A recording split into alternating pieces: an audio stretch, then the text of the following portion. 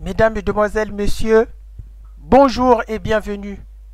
Dans cette deuxième partie de notre présentation intitulée Réponse aux 5 diffamations soulevées par Zakernek et publiées par Antichouboat.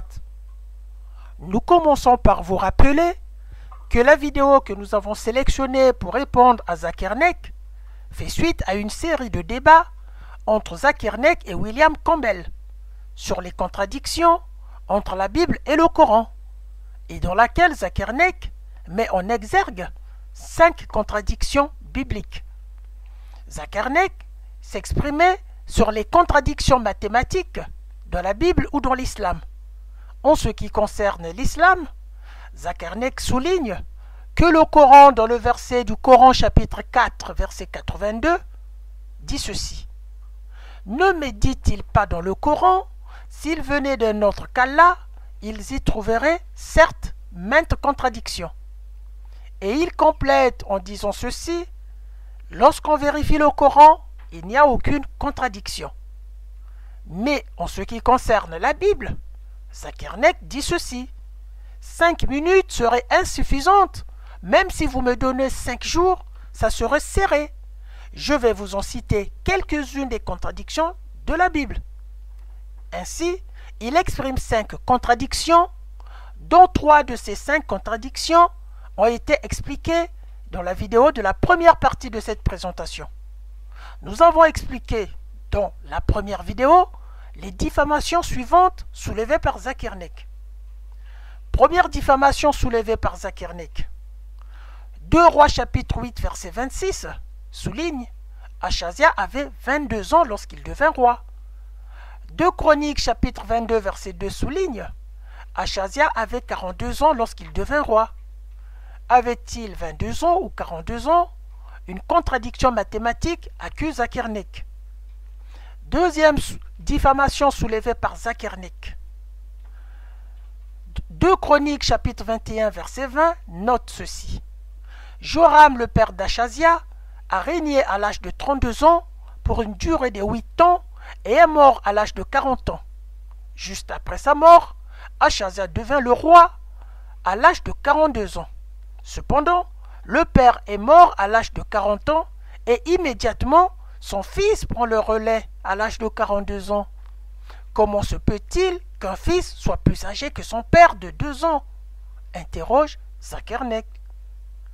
Troisième diffamation soulevée par Zakernek. Dans 2 Samuel chapitre 24 verset 9, une liste des personnes impliquées dans une guerre a été donnée. Il a été dit qu'il y avait 2 groupes de personnes, 800 000 en Israël et 500 000 en Juda. La même histoire dans 1 Chronique chapitre 21 verset 5, il est dit 1 100 000 personnes en Israël et 470 000 personnes en Juda. Est-ce qu'il s'agit de 800 000 hommes ou de 1 100 000 hommes en Israël? Et où est-ce qu'il s'agit de 500 000 hommes ou 470 000 hommes en Juda? Nous rappelons pour ceux qui n'ont pas vu la première vidéo que ces 3 diffamations ont fait l'objet de notre mise au point pour répondre à Zakernek. Vous pouvez vous référer à la première vidéo pour comprendre le contenu. Dans cette deuxième vidéo, qui est la deuxième partie de notre présentation, nous allons traiter le reste des diffamations soulevées par Zakernek, que nous n'avons pas répondu dans la première vidéo.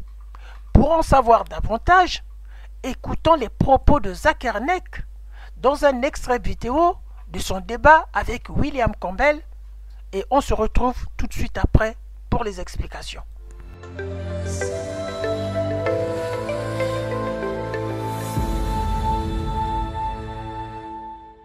Furthermore, it's mentioned in the Bible in 2 Samuel, chapter number 6, verse number 23, that Michal, the daughter of Saul, she had no sons.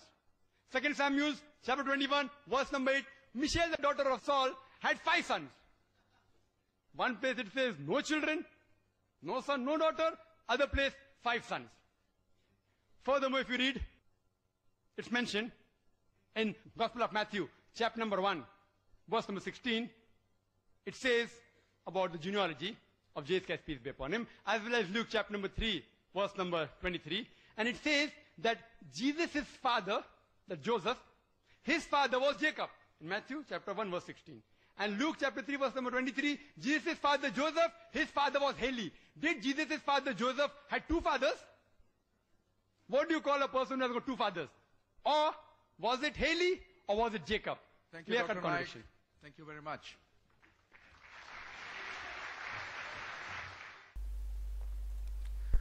Cette vidéo que vous venez de voir est un extrait de diffamation soulevé par Zakernek, dont la vidéo complète présente bien entendu 5 diffamations au total soulevées par Zakernek. Ainsi, dans cette séquence vidéo, nous avons présenté uniquement la 4e et la 5e diffamation que nous allons traiter dans cette vidéo. Voici les 2 diffamations que nous allons traiter. 4e diffamation soulevée par Zakernek. 2 Samuel chapitre 6 verset 23 lit: Michal, fille de Saül, n'eut point d'enfant. 2 Samuel chapitre 21 verset 10 lit: Michal, fille de Saül, avait 5 enfants.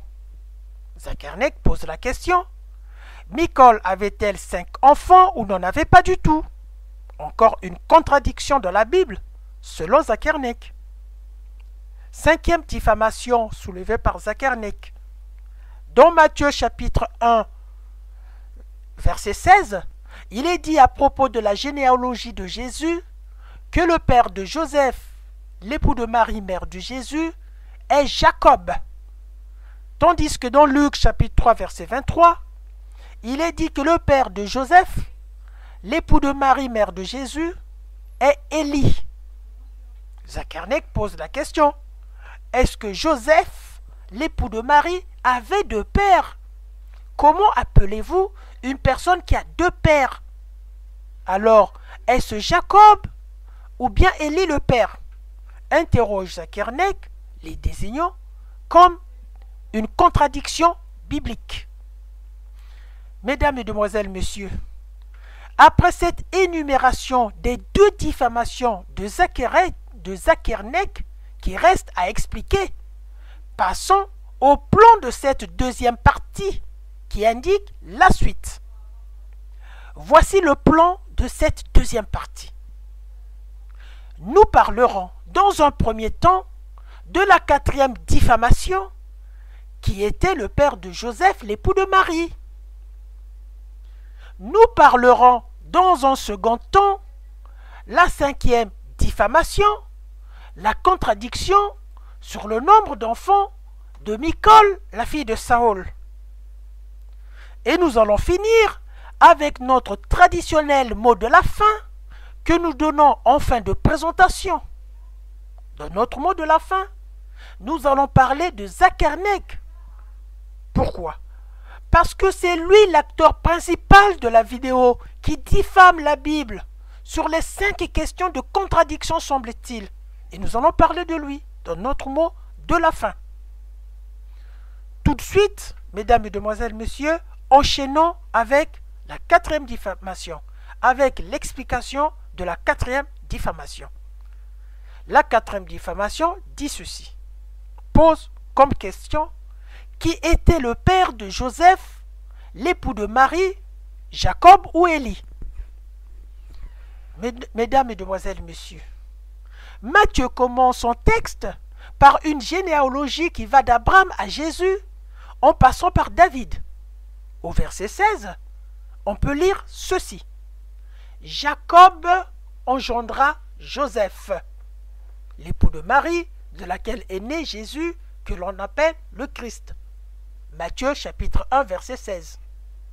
Tandis que Luc choisit de transmettre la généalogie de Jésus juste avant le début de son ministère public. Celle-ci commence par Jésus et remonte dans le temps jusqu'à Adam.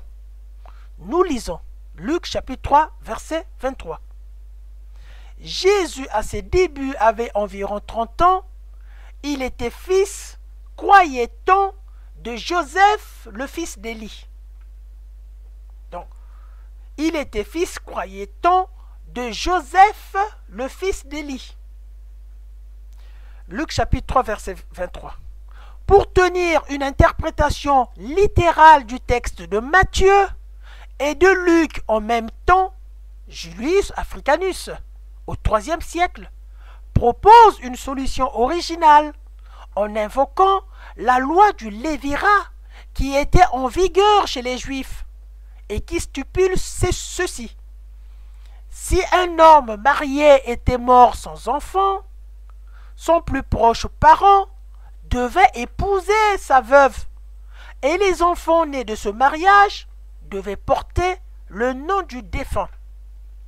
Pour lui, c'est-à-dire pour Julius Africanus, Jacob et Élie étaient des frères. Jacob aurait été le père biologique de Joseph et Élie son père d'adoption. Bien que possible, cette hypothèse de la loi du Lévirat semble improbable dans un premier temps, puisqu'aucun texte biblique n'en parle. Et pourtant, il y a une précision littéraire qui vient appuyer cette donnée. En effet, il faut repartir dans les coutumes littéraires juives. La généalogie de Luc en chapitre 3 est celle de Marie, la mère de Christ. Une précision littéraire des coutumes juives en lisant Luc vient attester que Joseph était le beau-fils seulement d'Élie. Voici la précision littéraire en question des coutumes juives qui vient attester que Joseph était le beau-fils seulement d'Élie. C'est quoi comme précision littéraire? C'est l'absence de l'article défini devant le fils Joseph. Indique qu'Élie, frère de Jacob, est le mari de la veuve de Jacob. Ceci est un fait largement connu et reconnu dans le judaïsme. Voilà.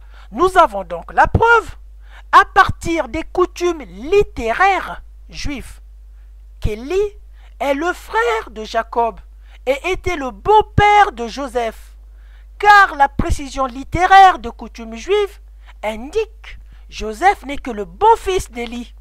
Si Joseph n'est que le beau-fils d'Élie, qui est le vrai père d'Élie. Par conséquent, Jacob est le père biologique et le frère d'Élie. Pourquoi Luc parle d'Élie et non de Jacob? La réponse est simple. La question est légitime, la réponse est simple. Matthieu doit sa généalogie du côté de la famille de Joseph, tandis que Luc doit sa généalogie du côté de Marie, mère de Jésus. La tradition l'affirme dès le début, et même de la Bible, Luc lui-même le déclare. Lisons Luc chapitre 1, versets 1 à 4. Nous lisons. Plusieurs ayant entrepris de composer un récit des événements qui se sont accomplis parmi nous, retenez bien l'expression de parmi nous, nous allons revenir sur cette expression, suivant ce que nous ont transmis, ceux qui ont été des témoins oculaires, retenez aussi l'expression des témoins oculaires, dès le commencement, et sont devenus des ministres de la parole. Il m'a aussi semblé bon, après avoir fait des recherches exactes sur toutes ces choses depuis leur origine, de te les exposer par écrit d'une manière suivie, excellent Théophile, afin que tu reconnaisses la certitude des enseignements que tu as reçus. Luc chapitre 1, versets 1 à 4. L'expression utilisée par Luc de parmi nous n'est pas anodine. En effet, Luc était parmi ceux qui ont connu Jésus, pas au début, mais vers la fin, c'est selon la tradition. Il était présent parmi les 72 que Jésus envoie 2 à 2 pour annoncer la bonne nouvelle.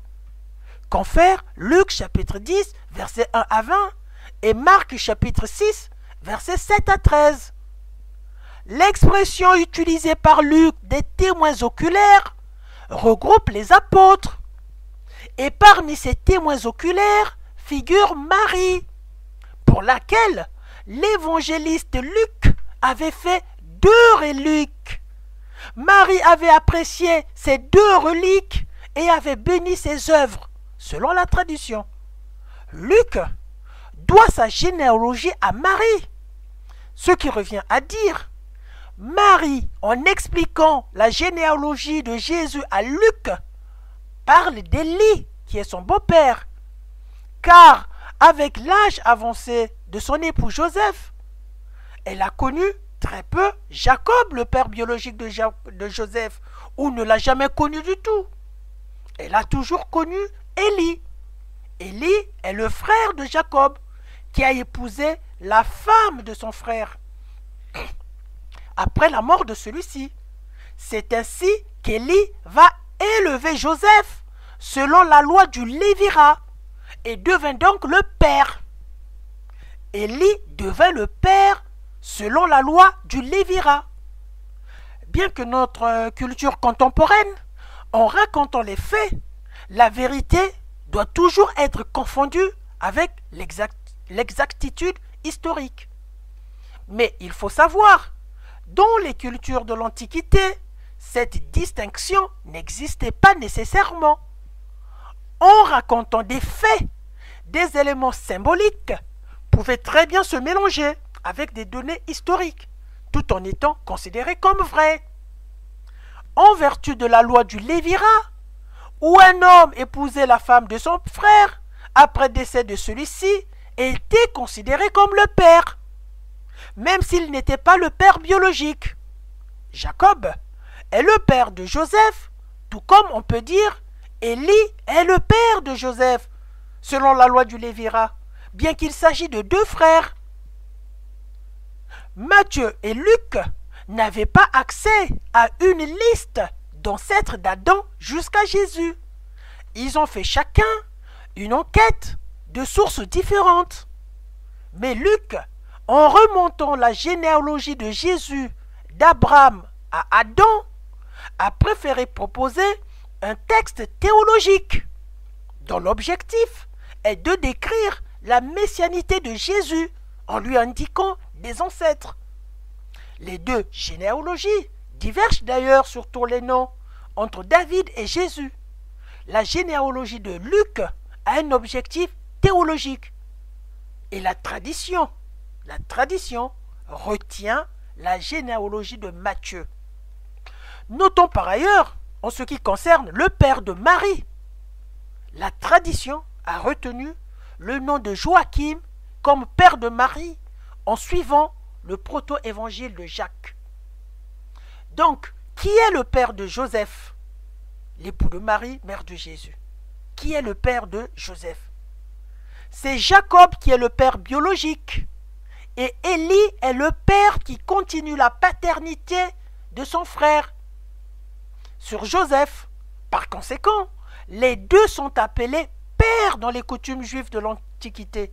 Il n'y a pas de contradiction. Voyez? Fin de la 4e diffamation, enchaînant avec la 5e diffamation. 5e diffamation. La contradiction sur le nombre d'enfants de Michal, la fille de Saül. Pour répondre à cette diffamation, nous allons plutôt répondre à la question sur le nombre d'enfants de la fille de Saül, le nombre d'enfants de Michal, la fille de Saül. Pour cela, lisons les 2 passages utilisés par des détracteurs et érudits musulmans. On va commencer par lire 2 Samuel chapitre 6, versets 22 à 23. Nous lisons. « Je veux paraître encore plus vil que cela et m'abaisser à mes propres yeux. Néanmoins, je serai en honneur auprès des servantes dont tu parles.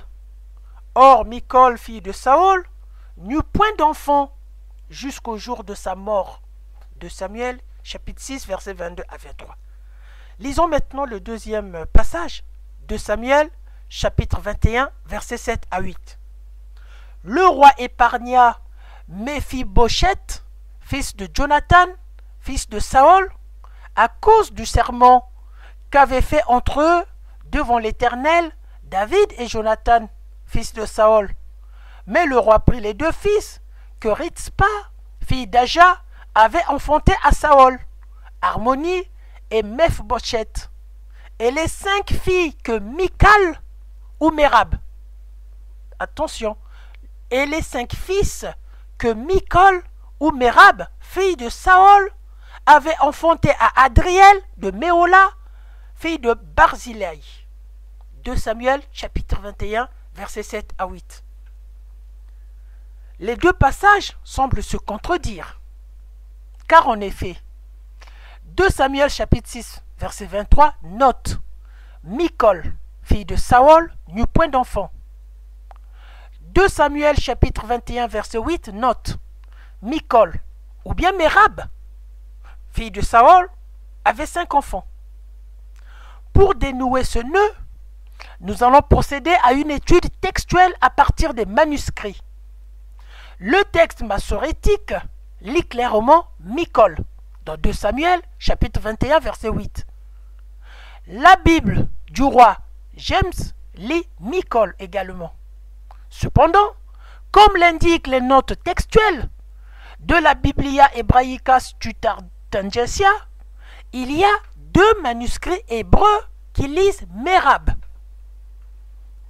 La Septante, qui est antérieure au texte massorétique, lit également Mérab.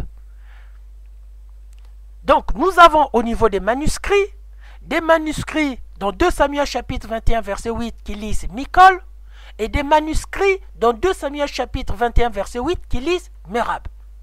Que faire? La question que l'on doit se poser est celle-ci. Michal ou Mérab?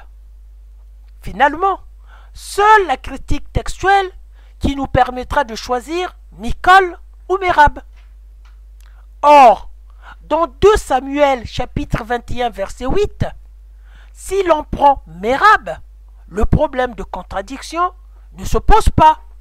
Par contre, si l'on prend Michal, le problème de contradiction semble se poser. Car ça voudrait dire que Michal avait 5 enfants, alors que dans 2 Samuel chapitre 6 verset 23, il est dit de ne pas avoir d'enfants. Continuons notre étude textuelle. Lisons un passage du premier livre de Samuel et observons dans quelle mesure il parle de Mérab et de Michal. Nous lisons 1 Samuel chapitre 18 verset 20 et 1 Samuel chapitre 18 verset 19. On va commencer par 1 Samuel chapitre 18 verset 19 pour terminer à 1 Samuel chapitre 18 verset 20. Nous lisons. Lorsque arriva le temps où Mérab, fille de Saül, devrait être donnée à David, elle fut donnée pour femme à Israël de Méola. 1 Samuel chapitre 18 verset 19. Et Michal, fille de Saül, aima David en informant Saül, et la chose lui convint. 1 Samuel chapitre 18 verset 20. Ce passage nous montre que Saül avait 2 filles. L'une s'appelait Mérab et l'autre s'appelait Michal.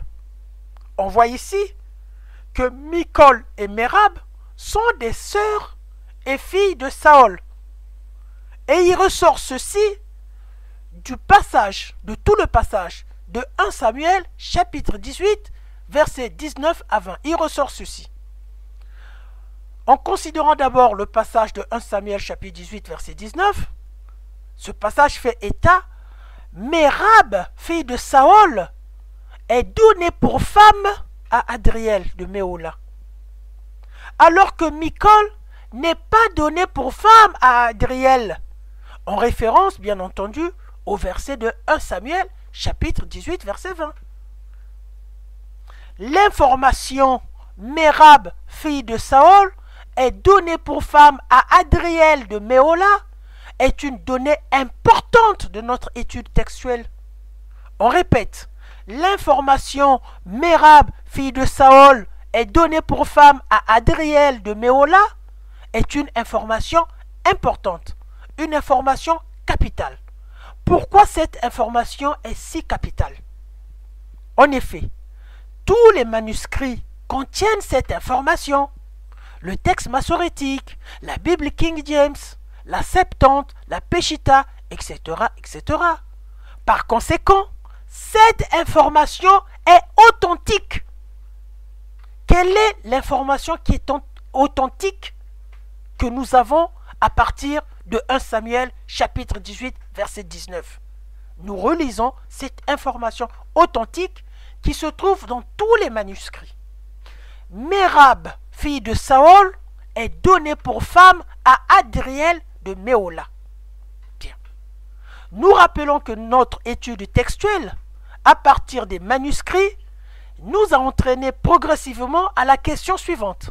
Mérab ou Michal, dans 2 Samuel, chapitre 21, verset 8.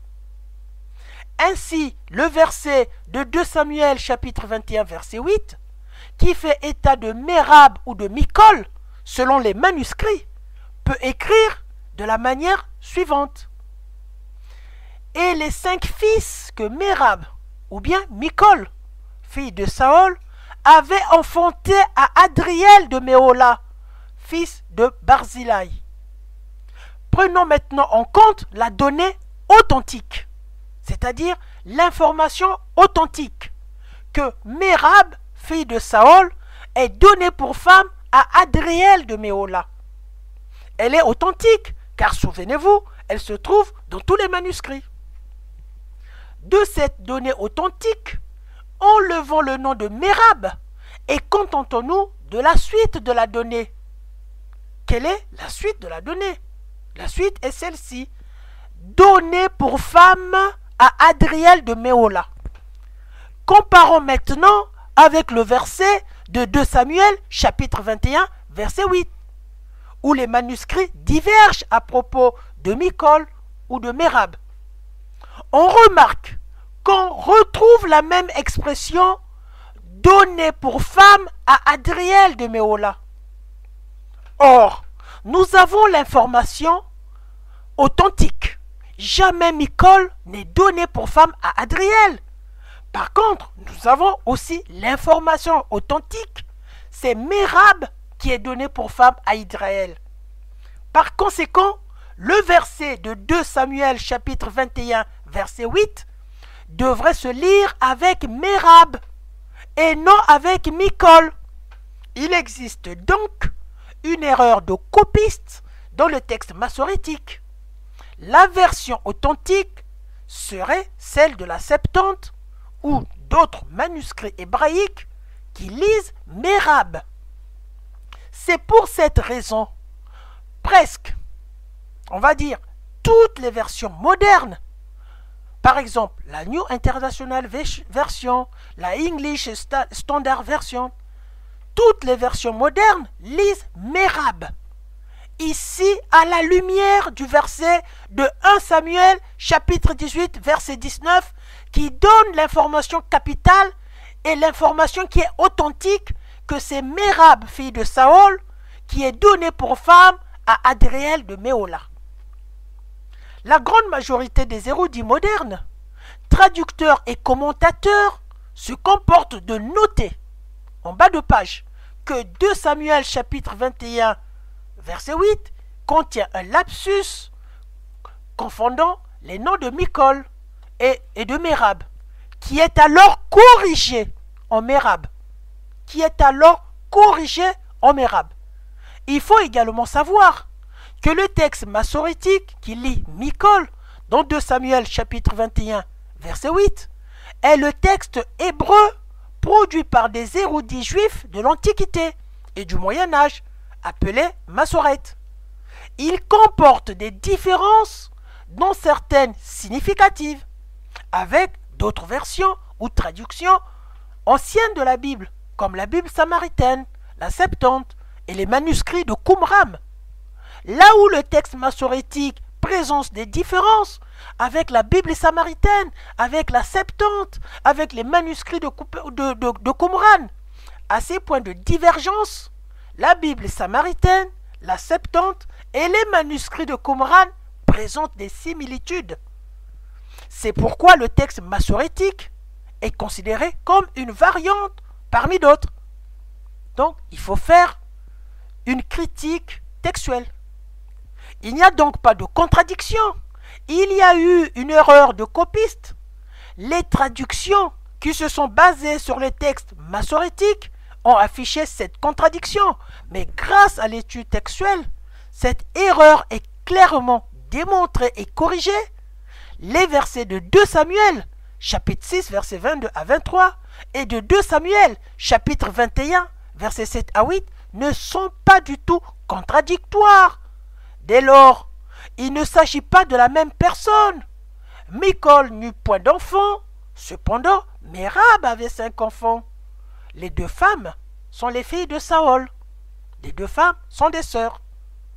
La question que l'on peut se poser, mesdames, mesdemoiselles, messieurs, pourquoi Zakernek a utilisé les anciennes traductions qui lisent Michal sans prendre en compte les traductions qui lisent Mérab, puisque les manuscrits divergent. Et donc, c'est une coutume dans la Bible de faire l'étude textuelle. Pourquoi Zakernek, Ahmedidat ont utilisé Michal au lieu d'utiliser Mérab dans leurs questions? Sans doute, leur objectif est avant tout d'attaquer la parole de Dieu, d'attaquer la Bible. Sans doute également, ils n'avaient pas compris que les traductions à partir des manuscrits se font au moyen de la critique textuelle. Chers musulmans, Monsieur Ahmedidat, Zakernek, ouvrez bien votre esprit. Les traductions à partir des manuscrits se font au moyen de la critique textuelle. C'est pourquoi la Bible est le livre antique le plus fiable de l'histoire. Le livre où le message que Dieu a voulu faire passer aux humains est préservé. Par ailleurs, certaines voix dissidentes plaident pour la rétention de Michal, c'est-à-dire la conservation de Michal, et proposent la traduction comme celle de la Bible King James. La Bible King James, c'est-à-dire du roi Jacques, déclare dans 2 Samuel chapitre 21 verset 8 que les 5 fils de Michal dont il s'agit ont été adoptés, pas engendrés. Notez le verset dit « élevés pour Adriel ». Ces 5 fils signifiant qu'elle les a élevés comme les siens, pas qu'ils soient nés d'elle. Mais le roi prit les 2 fils de Rispa, fils d'Aja, qu'elle enfantant à Saül, à Harmonie et à Méphibosheth, et les 5 fils de Michal, fille de Saül, qu'elle avait élevés pour Adriel, fils de Barzillai, le Mocolite. Le problème se trouve au niveau de la compréhension du sens. La bonne compréhension serait élevée et non enfantée. Même avec cette interprétation du texte de la Bible du roi Jacques, il n'y a pas de contradiction. Dans tous les cas, chers musulmans, la méthode scientifique basée sur la critique littéraire et textuelle des manuscrits et du texte biblique montre clairement qu'il y a une erreur de copiste des manuscrits ayant Michal. Donc le verset de 2 Samuel chapitre 21 verset 8 se lit avec Mérab. Et de facto, ce verset ne contredit pas le verset de 2 Samuel chapitre 6 verset 22 à 23. Le texte massorétique était le texte hébraïque de référence pour les traductions au début de l'ère chrétienne. La Peshitta est traduite du texte massorétique par exemple. Ce texte lit Michal et les anciennes traductions lisaient Michal, mais ceci a été corrigé grâce à la critique textuelle et littéraire et se lit Mérab, comme le lit des anciens manuscrits, des manuscrits les plus anciens comme la Septante. La Septante lit Mérab, qui est un texte plus ancien que le texte massorétique. Par conséquent, il n'y a pas de contradiction. Michal n'a jamais eu d'enfant, tandis que sa sœur Mérab avait 5 enfants. Alors, pourquoi Zakernek, Ahmedidat, choisissent Michal alors qu'il y a aussi Mérab, alors que nos Bibles actuelles parlent de Mérab? Pourquoi ont-ils choisi Michal? Pour embrouiller les enfants de Dieu? Fin de cette présentation. Mesdames, Mesdemoiselles, Messieurs, Ahmed Deedat Zakir Naik et autres ne savent-ils pas que les versets de la Bible se comprennent aussi par l'étude textuelle? Comment se fait-il que Ahmed Deedat Zakir Naik et autres érudits musulmans se permettent de diffamer sur la Bible sans faire une étude du fond, notamment celle de la critique textuelle? Tous ces musulmans ont une vision littérale directe de la Bible, comme c'est le cas du Coran. C'est avec cette lecture littérale, comme ils le font sur le Coran, qu'ils diffament la parole de Dieu, qu'ils diffament la Bible, alors que la Bible ne se lit pas comme le Coran, pendant qu'ils croient faussement avoir compris la Bible. Ils diffament la Bible. Nous sommes bien sûr étonnés du manque de sérieux des musulmans. Comment peuvent-ils applaudir Zakir Naik alors qu'il est en train de diffamer sur la Bible? Nous constatons de nombreux sites apologistes font l'éloge de Zakir Naik, c'est-à-dire ils font l'éloge d'un menteur, ils font l'éloge d'un diffamateur, ils font l'éloge d'un blasphémateur. Ils font l'éloge d'une personne qui passe son temps à mentir, à diffamer la Bible, à blasphémer. Triste réalité du milieu musulman. Qui est Zakir Naik? Qui est Zakir Naik, mesdames, mesdemoiselles, messieurs? Zakir Naik se dit inspiré d'Ahmed Deedat, un intellectuel musulman aujourd'hui décédé, paix à son âme. Le nom complet de Zakir Naik est Zakir Abdul Karim Naik. Il est né le 18 octobre 1965 à Bombay, en Inde. Il est chirurgien indien et théologien musulman en religion comparée. Il affirme trouver dans l'interprétation de certains versets du Coran la preuve d'un contenu scientifique dont la connaissance théorique ou empirique aurait été impossible du temps de Mahomet, compte tenu des connaissances et des moyens de l'époque, alors que le Coran contient des erreurs scientifiques les plus redoutables, mesdames, mesdemoiselles, messieurs, contrairement à ce que dit Zakir Naik. Par exemple, les erreurs scientifiques dans le Coran, par exemple, la terre plate, les montagnes qui évitent que la terre tremble, etc., etc.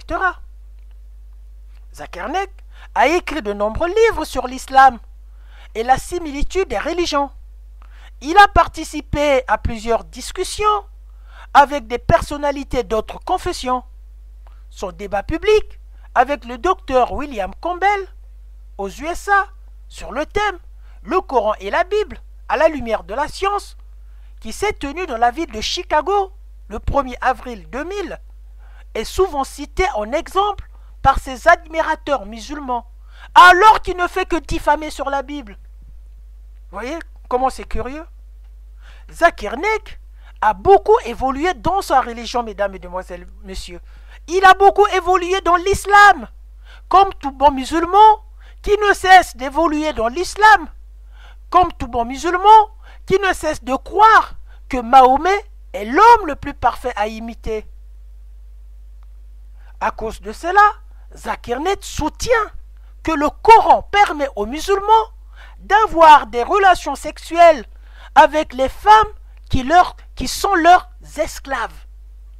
Il dit ceci, Zakir Naik dit ceci: il y a plusieurs versets du Coran qui disent que vous pouvez avoir des relations sexuelles avec votre épouse et avec ce que possède votre main droite.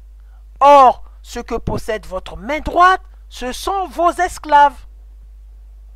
En octobre 2014, l'État islamique a invoqué les mêmes passages du Coran, les mêmes passages utilisés par Zakir Naik pour justifier l'esclavage sexuel et le viol des femmes yazidis dans le nord de l'Irak.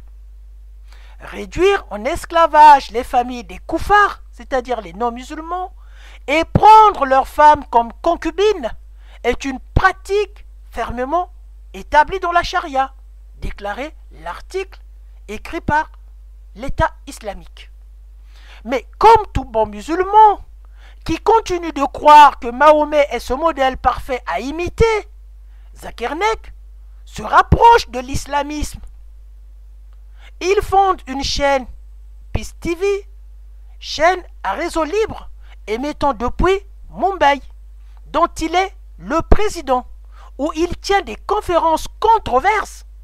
C'est ainsi, selon le New York Times de 2015, que le gouvernement indien interdit sa chaîne en 2012 et les propriétaires de satellites indiens lui ont refusé de diffuser sa chaîne. Dans une émission sur sa chaîne Canal Peace TV en 2008, Zakir Naik soutient le groupe terroriste Al-Qaïda et il dit Al-Qaïda ne peut pas être responsable des attentats du 11 septembre 2001. Il accuse Bush d'être l'auteur de ces attentats en déclarant ceci.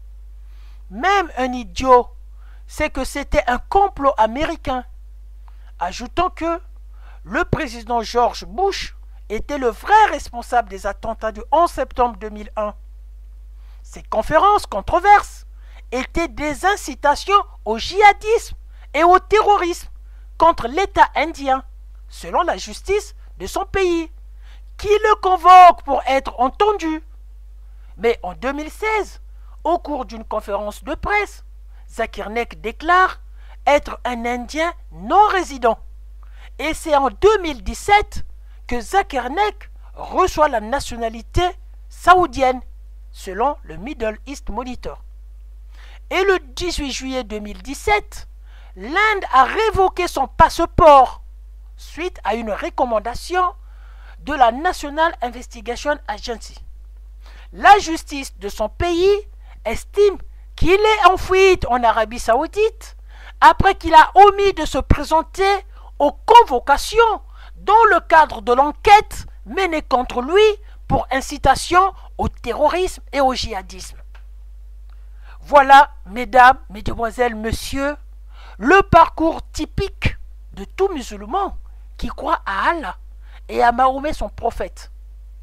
Dans ce parcours, on constate bien l'évolution et la transformation d'un musulman qui évolue dans sa foi islamique. Des conférences de diffamation contre la Bible, aux conférences controverses pour incitation au terrorisme en Inde, pays majoritairement peuplé des koufars hindous. Zakir Naik connaît bien sa religion et applique bien sa religion, jusqu'à soutenir les enseignements du Coran, qui demandent à violer les captifs de guerre en présence de leur mari. Aujourd'hui, il a fui son propre pays que d'avoir le courage de soutenir ces ordonnances divines qui sont dans le Coran contre les koufars devant l'État indien. Il s'est barré, il a fui. Zakir Naik, indien d'origine et de naissance, plus il évoluait dans sa foi islamique, plus il était impossible de l'intégrer dans la nation indienne. Mesdames, Mesdemoiselles, Messieurs, nous avons répondu avec des explications, des données de la Bible, des 5 contradictions soulevées par Zakir Naik pour attaquer la fiabilité de la Bible. Et c'est ce type qui est promulgué comme érudit et qui est applaudi lorsqu'ils énumèrent les contradictions de la Bible, qui ne sont que des diffamations. Il est recherché pour incitation à l'islamisme, au djihadisme, au terrorisme dans son pays, et c'est l'Arabie Saoudite qui lui donne la nationalité. Vous voyez, mesdames, mesdemoiselles, messieurs, nous avons donné des réponses à toutes les 5 contradictions. À vous de juger Zakir Naik. Nous vous signalons, mesdames, mesdemoiselles, messieurs, que nous avons des réponses à tout ce qui semble être des contradictions dans la Bible. Musulmans, méfiez-vous si vous continuez à venir sur le chemin des contradictions. Nous avons, nous répétons, des réponses à tout ce qui semble être des contradictions dans la Bible. Cette présentation est à présent terminée. Que Dieu soit avec vous et aussi avec votre esprit. À la prochaine pour d'autres vidéos. Au revoir.